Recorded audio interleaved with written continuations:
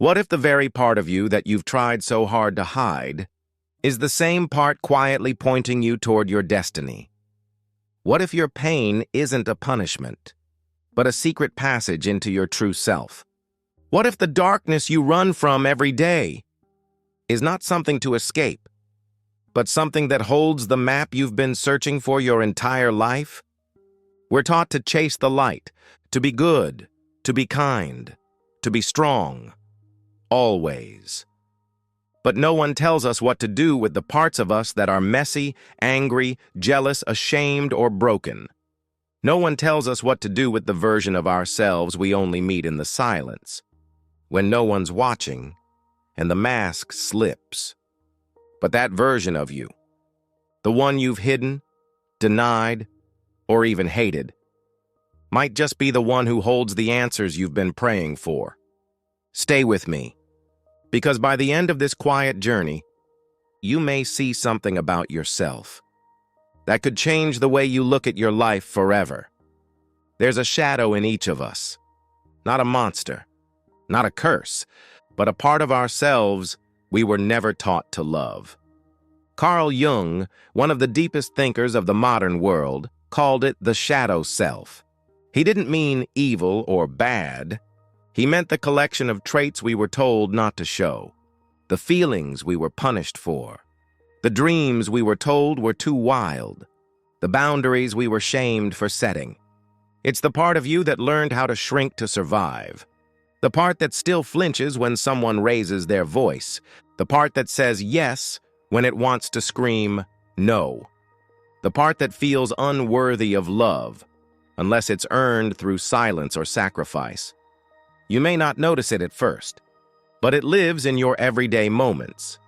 In the sudden jealousy you feel around someone more confident, in the fear that if you speak up, people will leave, in the way you disconnect the moment you start to care too much. It's not your fault. Your shadow formed to protect you, to help you navigate a world that didn't always make room for your full expression. A world that may have praised your politeness but punished your truth, that rewarded your people-pleasing, but ignored your pain. But here's the truth. The shadow isn't here to ruin your life.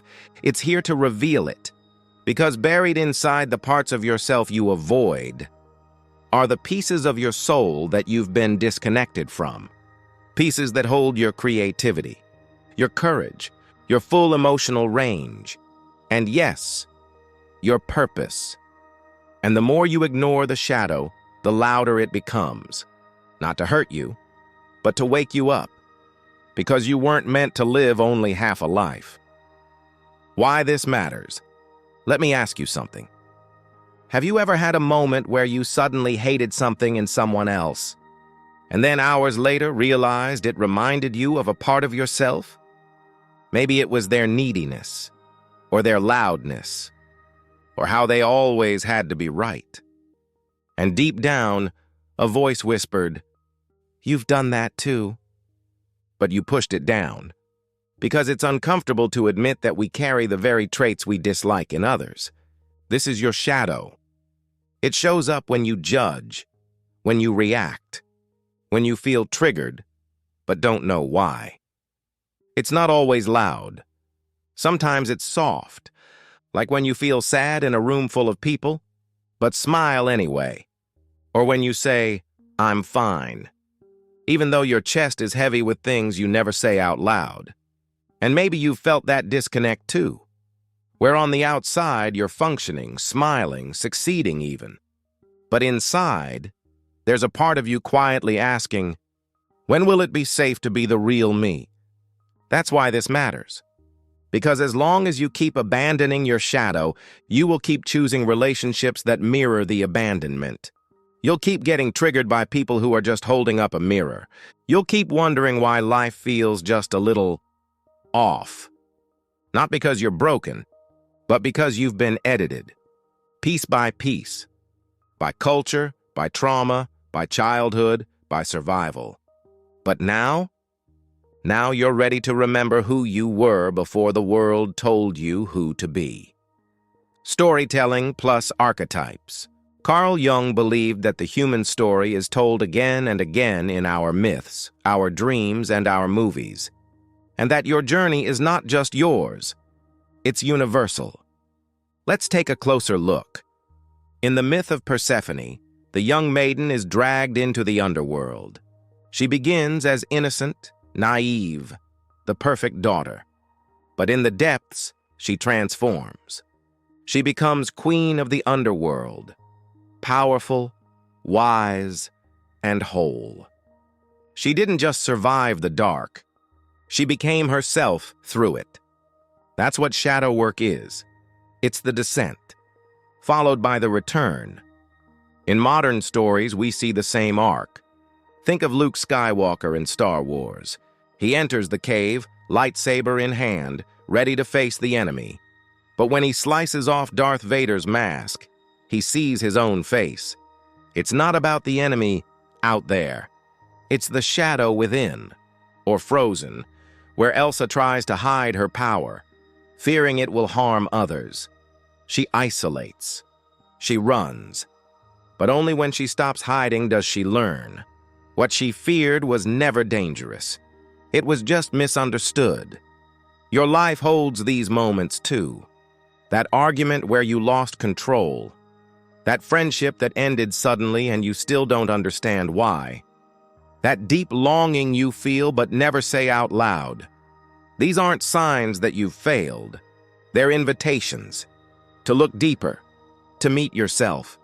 Because just like Persephone, just like Luke, just like Elsa, you are being called to descend, not to stay there, but to retrieve something you left behind long ago, your truth. The big Jungian insight. Here is what Carl Jung discovered, and it might shake something loose inside you. One does not become enlightened by imagining figures of light, but by making the darkness conscious. This one sentence holds the key to your healing, your relationships, and even your purpose. Jung didn't believe that becoming whole meant getting rid of your flaws. He didn't think healing was about being good all the time or thinking positive until the pain goes away. He believed you had to turn inward and face the parts of yourself you've disowned. Because what you deny in yourself controls you from the shadows. You might find yourself judging others, not realizing you're actually judging the parts of yourself you haven't forgiven. You might find yourself endlessly seeking validation, not realizing you abandoned your self-worth long ago. You might think you're unlucky in love, when really, you're unconsciously choosing partners who reflect your inner wounds. This is the hidden influence of the shadow, and it operates quietly, through projection, through repetition, through the emotions you don't want to feel. But here's the gift hidden in this truth. Your shadow isn't trying to destroy you. It's trying to wake you up. It's not here to be fixed or eliminated. It's here to be seen and integrated. Because only when you accept the totality of who you are, can you finally step into the life that's truly yours. And the moment you stop rejecting your darkness, you begin to remember your light. Practical inner work. Let's talk about how to start. Not with loud affirmations, not with goals, but with presence. Shadow work begins with the courage to feel, to witness yourself, without judgment. You don't need to change overnight. You just need to notice. So here are a few gentle questions. Journal prompts, if you like, to help you meet your shadow with compassion. Take a moment. Maybe pause the video, breathe, and write this down. What do I criticize most in others? And why does it bother me so much? Is it their confidence, their neediness, their messiness? Ask yourself, what part of me have I been taught to hide that looks like this? When I feel triggered, what emotion is underneath that reaction? Do I feel rejected, unloved, unseen? Your shadow often speaks in reactions. So don't silence them. Listen. What am I afraid people would think if they saw the real me? This one is powerful, because often the version of you you're scared to reveal is the exact version the world needs most. What emotion do I avoid the most? And when did I first learn to avoid it? Some of us run from anger, some from sadness, some from joy. Trace it. Where did it begin? If I could speak one truth today without fear, what would I say? Say it. Write it. Even if you never show it to anyone. This is about reclaiming your voice. And one final practice. At the end of your day, ask, where did my shadow show up today? And more importantly, can I meet it with curiosity instead of shame? That's the key. Curiosity over judgment. Tenderness over punishment. You don't need to rush this work. You're not behind. You're right on time. This journey is not about becoming someone else. It's about finally loving the person you've always been, in both your light and your dark. Real-world impact. Now let's talk about what happens when you actually begin to do this work. When you slowly, gently begin to meet your shadow and listen, you'll start to notice something strange. Your relationships begin to shift, not because other people change, but because you stop trying to protect a version of yourself that doesn't exist anymore. You'll notice that you argue less, not because conflict disappears, but because you're no longer defending your unhealed wounds. You stop demanding others fix the parts of you that feel broken, because you no longer see them as broken. You realize that your triggers were never about the other person. They were road signs, pointing to a place inside you that still wanted love.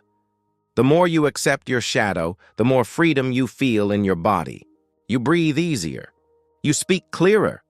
You stop apologizing for existing. And the creativity, it floods in. You begin to write again, or paint, or dance, or dream, because creativity is born from wholeness. And for the first time, you're giving yourself permission to feel all of it. You don't need to be perfect to make art. You just need to be honest. And here's something you might not expect. As you integrate your shadow, your purpose becomes clearer. Not in a loud, flashy way, but in that quiet, soul-deep knowing, this is who I am, and this is what I'm here to do. Maybe your purpose isn't a job title. Maybe it's the way you speak truth when others are silent. Maybe it's the way you hold space for pain, because you've known it so intimately yourself. Maybe it's the way you mother others, not just with your body, but with your presence. The way you tend to emotional wounds, because you've finally learned to tend to your own. And the more you walk this path, the less you perform, and the more you live. You're no longer interested in being who others want you to be. You're more interested in becoming who you were before the world interrupted you. And that's purpose, not something you chase, but something you uncover when you finally stop hiding. Collective purpose. Now, here's something even deeper, something sacred. When you begin to embrace your shadow, you don't just change your own life. You begin to heal the world around you. You break cycles. You stop passing down the shame, the silence, the suppression. You become a lighthouse, not because you shine without darkness, but because you've made peace with the dark. You show others that it's okay to feel, to be vulnerable, to speak their truth, to cry in front of someone and not be seen as weak. You become a safe space, not because you have all the answers, but because you no longer fear the questions. This is what Jung meant when he said, knowing your own darkness is the best method for dealing with the darknesses of other people. You stop needing to fix people. You simply see them. And in that seeing, they begin to feel safe enough to heal, too. This is the ripple. This is the collective transformation. You're not just doing shadow work for you. You're doing it for every version of yourself that never had the chance. You're doing it for the child inside you, and for the children that come after. You are the thread that turns pain into purpose. You are the bridge between suffering and light, and no one will ever see how much strength it took. But you will know. You'll feel it. In the way you show up now. In the way your presence calms a room. In the way your silence feels like a blessing, not a burden. You are living proof. Healing is possible. Final revelation. And now, after everything, after the descent, after the questions, after the quiet courage it took to even begin this work, here is the truth I hope you carry with you. Your darkness was never meant to be defeated. It was meant to be followed, listened to, held, and loved. You don't become whole by being good all the time. You become whole by becoming real, by letting your voice tremble and speak anyway, by crying when your chest tightens, by saying, "This hurt me," without shame. Your shadow is not a curse. It is your compass. It leads you back to the places inside you that were forgotten, so you can bring them home. You don't need to wait to be chosen. You don't need to perform worthiness. You don't need to pretend you're not still learning, still breaking, still healing. You are allowed to be both the ache and the answer. And maybe no one ever told you this, but I will. You are already enough. Not because you've healed it all, but because you were brave enough to see it. You met your shadow. And instead of running, you said, "I'm listening." And that is the beginning of everything. So take a moment, close your eyes, breathe deeply, not to relax, but to return to yourself, and gently ask, what did this reveal about me? Was there a moment that felt tender, uncomfortable, true? Don't rush to answer, just feel. And when you're ready, ask, what is one thing my shadow has been trying to tell me? Maybe it's been waiting for you to rest. Maybe it's been asking you to stop apologizing. Maybe it just wants you to stop pretending you're okay when you're not. If you feel safe, share your truth in the comments. Not for likes, not for validation, but as a sacred act of self-return. Let your words be a mirror for someone else who's silently walking this same path. Because even in the shadows, we are never truly alone.